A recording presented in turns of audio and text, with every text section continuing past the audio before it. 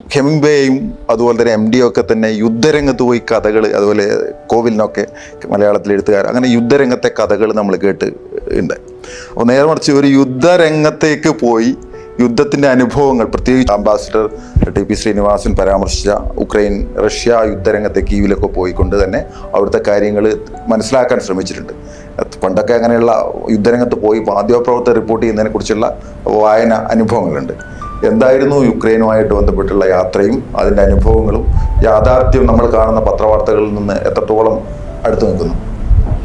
Actually ഞാൻ PhD ചെയ്യുന്ന എൻ്റെ topic recent issues of Russia and America and role of India എന്നാണ് എൻ്റെ ടോപ്പിക്ക്.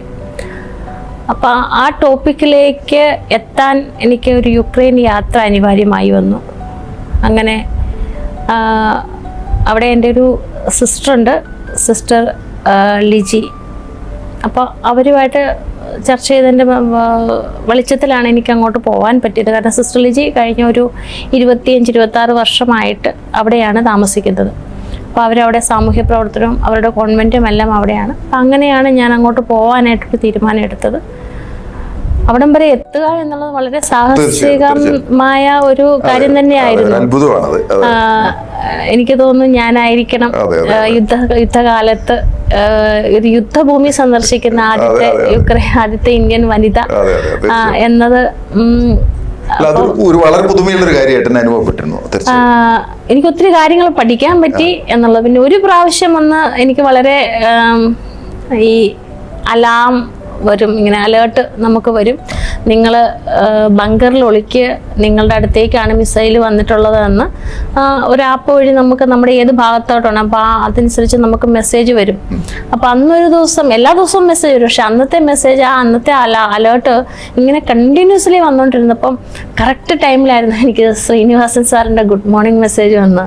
അപ്പോൾ 2:30, അന്ന് 3:30 മണി, കാരണം വിൻ്റർ ആയിരുന്നതുകൊണ്ട് 3:30 മണിക്കൂറിൻ്റെ വ്യത്യാസമുണ്ട് ഇന്ത്യയും യുക്രൈനും തമ്മിൽ ആ സമയത്ത്.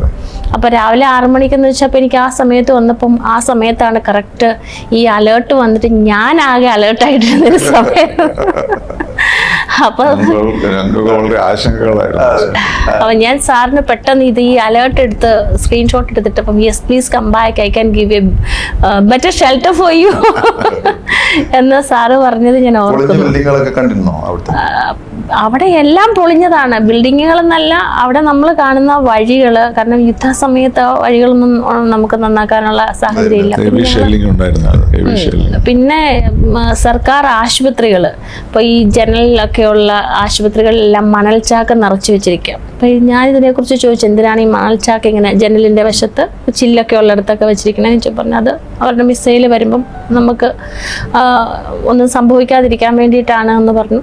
പിന്നെ അവിടെ പുരുഷന്മാരില്ല എന്നുള്ളതാണ് ഞാൻ കണ്ട ഏറ്റവും വേദനാജനകമായ കാഴ്ച. സ്ത്രീകളെല്ലാം കർമ്മ രംഗത്തേക്ക് വന്നിരിക്കുന്നു.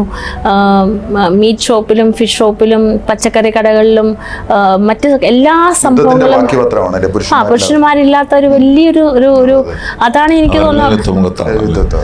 ഒന്നുകിൽ അവർ യുദ്ധമുഖത്താണ്, അല്ലെങ്കിൽ അവർ ഡിപ്രഷനായി, അല്ലെങ്കിൽ അവർ മരിച്ചുപോയി, അതല്ലെങ്കിൽ അവർക്ക് അംഗവൈകല്യം സംഭവിച്ചവർ മടങ്ങി വന്നിരിക്കുന്നു. അപ്പം അവരൊരു ചോദ്യചിഹ്നം തന്നെയാണ്. അതൊരു വല്ലാത്തൊരു അവസ്ഥയാണ് അവിടുത്തെ. ഹോസ്പിറ്റലുകളിലൊക്കെ ഞങ്ങൾ പോകുന്ന സമയത്തും ഒക്കെ കാണാൻ കഴിഞ്ഞ കാഴ്ചകളെന്ന് പറഞ്ഞാൽ അത് വളരെ നമുക്കൊന്നും ഹൃദയമുള്ളവർക്ക് കണ്ടു നിൽക്കാൻ പറ്റുന്ന കാഴ്ചയല്ല അത്. കാരണം നല്ല യുവാക്കൾ അവരുടെയൊക്കെ 2 കാലും ആംപ്യൂട്ട് ചെയ്തേക്കുന്ന ഒരു കാഴ്ചയുണ്ടല്ലോ. എല്ലാം അവർ ഈ ക്രച്ചസ് വെച്ചിട്ട് ഉണങ്ങി വരുന്ന മുറിവുകൾ ഉണങ്ങി വരുന്ന അത്. പിന്നെ ഇത് വന്നിട്ട് ഈ ചോര കണ്ട് കുളിച്ച് കിടക്കുന്ന ഈ ഒരു അവസ്ഥയിൽ സാധാരണക്കാരാണല്ലോ ഈ സോൾജിയറായിട്ട് കൺവേർട്ടഡ് ആയിട്ട് പോയിട്ടുള്ളത്. അപ്പോൾ അവർക്കിത് സഹിക്കാൻ പറ്റാതെ അവർ മാനസിക രോഗികളോ മാനസിക വിഭ്രാന്തിക്ക് അടിമപ്പെട്ടവരോ ഒക്കെ ആയിട്ട് അവർ മടങ്ങി വന്നിട്ടുണ്ട്. ഒരു സൈഡിൽ അവരുടെ ട്രീറ്റ്മെൻറ്റ് നടക്കുന്നു, വേറൊരു സൈഡിൽ എൻ്റെ ഭർത്താവല്ല, എൻ്റെ മകനല്ല, എൻ്റെ അപ്പൻ എവിടെ എന്ന് അന്വേഷിച്ച് നടക്കുന്ന ഒരു പറ്റം സ്ത്രീകളുണ്ട്. അപ്പോൾ അവർക്ക് എന്തെങ്കിലും ആനുകൂല്യം കിട്ടണമെങ്കിൽ സർക്കാരിൻ്റെ നിബന്ധനയാണ്, നിങ്ങളുടെ ഭർത്താവ് ഈ കാലഘട്ടത്തിൽ യുദ്ധത്തിൽ പോയി മരിച്ചു എന്ന് കാണിക്കുന്ന സർട്ടിഫിക്കറ്റ് നിങ്ങൾ കൊണ്ടുവരുമെന്ന്. അവരെവിടെ പോയി കൊണ്ടുവരും? അവരുടെ ഭർത്താവല്ലേ അവരുടെ വീട്ടിലുള്ള പുരുഷന്മാർ പൊരിഞ്ഞ് ഈ സമയത്ത് തന്നെ. പിന്നെ നമ്മൾ കണ്ടൊരു കാഴ്ച, നമ്മൾ മാർക്കറ്റിലൊക്കെ നിൽക്കുന്ന സമയത്ത് ഈ ആണുങ്ങൾ ഈ ശരം വിട്ട പോലെ ഓടിപ്പോകുന്ന കാണാം. കാരണം മറ്റ് യൂണിഫോം ഇല്ലാതെ ഇവരെ പിടിച്ചുകൊണ്ട് പോകാനായിട്ട് പട്ടാളത്തിൻ്റെ ആൾക്കാർ വന്ന് നിൽപ്പുണ്ട്, പട്ടാളത്തിൽ ചേർക്കാൻ വേണ്ടി. അപ്പം ജീവൻ കൊണ്ട് അവർ ഓടുന്ന ഓട്ടം അതും വളരെ കഷ്ടമാണ്.